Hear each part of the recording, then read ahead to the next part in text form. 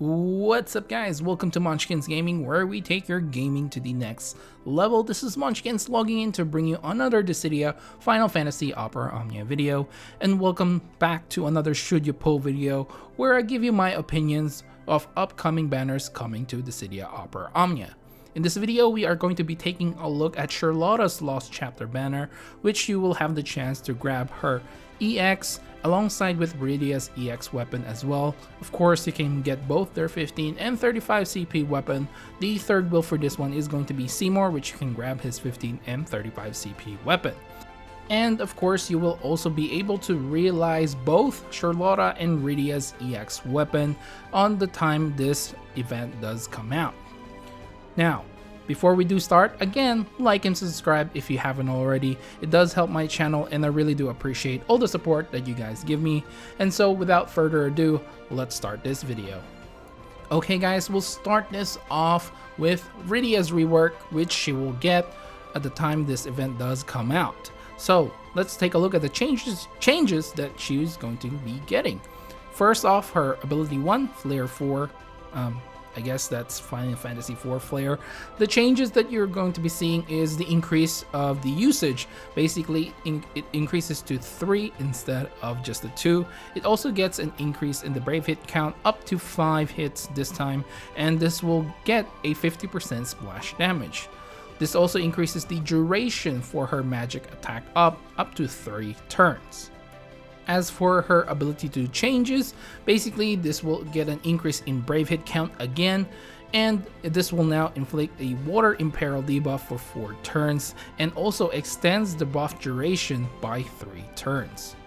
Okay guys, let's move on to Rydia's EX, which is actually a old EX weapon. Now this will give her the EX ability called Summon Dragon, which is going to be a 5-hit AoE range brave attack plus HP attack. This also ignores the defense and will deal 100% damage to all enemies.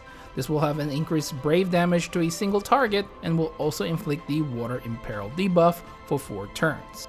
This will also have a slightly slow recast speed, and at 1 out of 3 this will increase the brave damage dealt. At 2 out of 3 it will grant the subjugating strength buff for 6 turns. This will increase her attack and max brave, and at 3 out of 3 this will increase the recast speed.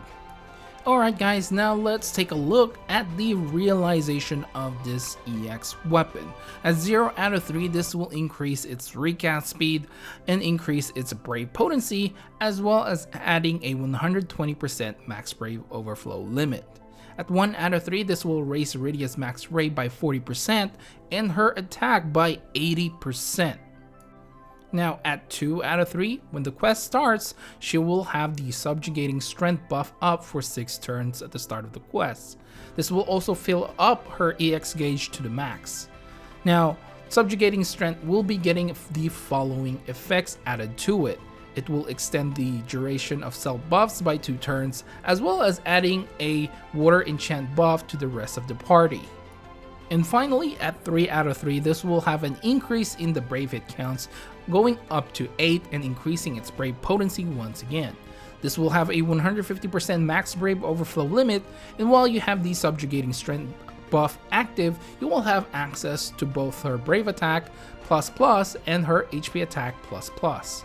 Now, the brave attack ++ is just going to be a 3-hit water brave attack, while the HP attack ++ is going to be 3-hit water brave plus HP attack and will have a 120% max brave overflow limit. The bonus sphere for this one is weak power attack up short. When hitting the target's weakness, basically it will raise your brave damage by 5% as well as increasing your attack by 5% for 3 turns.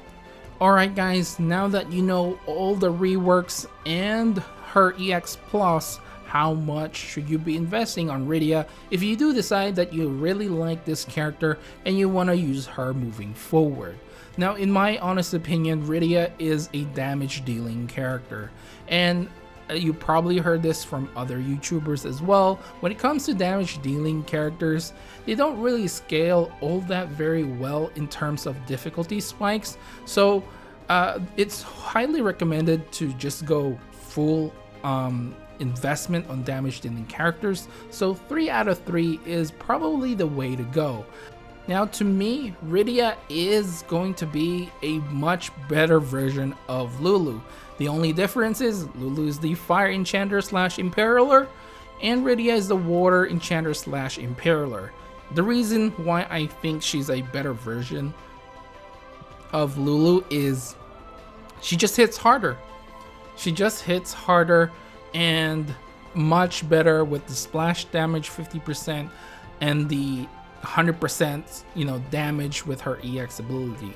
Now the other reason why I do think 3 out of 3 is the way to go for Rydia is, of course, the Max Brave overflow. I know you can probably argue 2 out of 3 is sort of okay for Rydia, but that increase in Brave hit count and of course the increase in potency, as well as the increase in the overflow limit, which I think is the key element here, because her EX does 100% damage to all targets. So when it comes to something like that, having the overflow as high as you can is pretty essential in my opinion.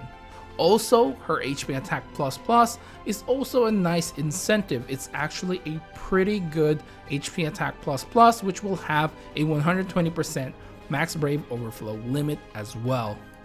Alright guys, now I think we can move on to Sherlotta'S EX next. Now, you're probably wondering, Munch, there's no rework for Sherlotta? Well, no, actually, she's still a pretty decent character up to this point. Her EX sort of just makes her a little bit better.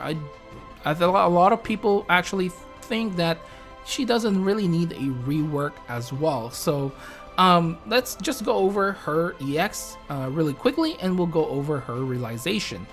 So the EX ability that she's going to be getting is called Crystal Core Wave, which reduces the enemy's Brave to 1/5, and this will also raise the party's Brave based on her max Brave and grants her the Light of Creation buff for 2 turns. This will have no action delay and will not increase the turn count. However, this will still decrease the friend and summon action count. This will have a normal recast speed and Light of Creation buff. Basically, it raises the HP damage dealt by the party. At 1 out of 3, this will improve the effects of Light of Creation, and at 2 out of 3, this will extends the duration of Light of Creation by 2, and at 3 out of 3, this will increase its recast speed. Alright guys, now let's take a look at the realization of this weapon. At 0 out of 3, the Brave gain can overflow up to 120% of their max Brave, and this will also add a party HP and Brave regen to the Light of Creation buff. At 1 out of 3, this will increase her own max Brave and attack by 60%.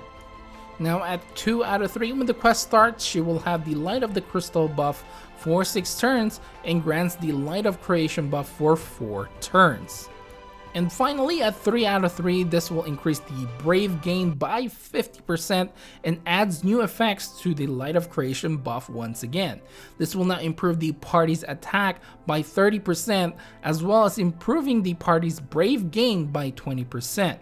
Now, after its use, the HP attack and throw staff will turn to the throw staff plus.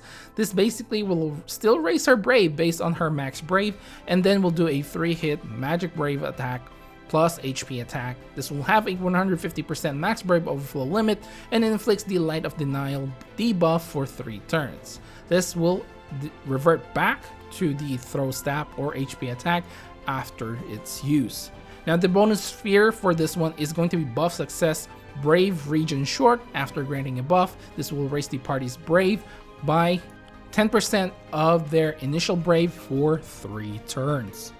Alright guys, so after hearing Sherlotta'S EX Plus or realization, how much investment should you be investing on Sherlotta if she's a character that you really like and you want to use moving forward? Now to me, you can probably really get away with 2 out of 3 for Sherlotta as your minimum. You can even argue 0 out of 3 if you really want to. The main reason for this, I believe, is going to be because you will get the party HP plus Brave region at 0 out of 3. Now I put minimum for 2 out of 3 because I feel like having the Light of Creation buff at the start of the quest is actually really nice, because this way you will have increased overall HP damage straight away. You don't have to wait for her EX to fill up. Even though it fills up pretty quickly, I still feel like having this up there will increase your overall damage potential. So that's why I put minimum at 2 out of 3. However, saying all that, I think I would still recommend going 3 out of 3. And that's because you get all the extra effects for the Light of Creation buff, which is already crazy to begin with. And now it just increases the entire party's attack and max Brave overflow on gained Brave.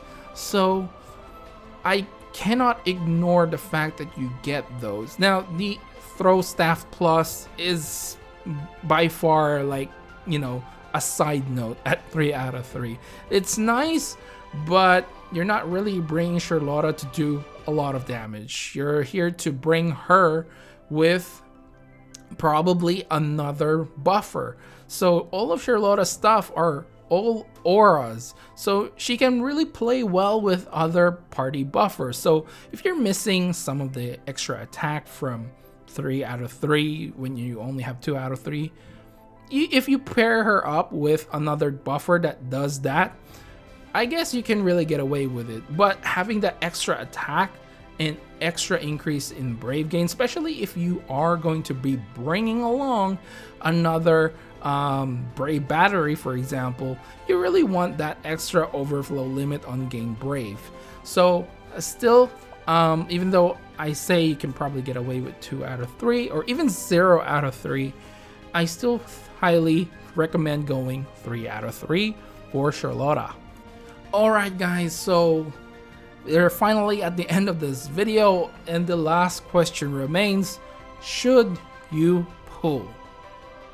Now, I can probably make a strong argument for either a yes or a no for this banner, but I'm gonna go with no on this one. I think this is probably arguably the weakest banner that we know. I mean, obviously the summer event banners is something that really surprised us, but from what we knew coming into the month of July, I think this is probably one of the weakest banners. For me personally, I already have Sherlotta'S EX. I don't really think I need Rydia's EX. So I would probably just use tickets on this one if you're really after one of their EX. I know the majority of the veteran players already have Sherlotta, and I still think she's the prize in this banner. Even though she didn't get a rework, I think she's still really great. Still very, what's the word I'm looking for?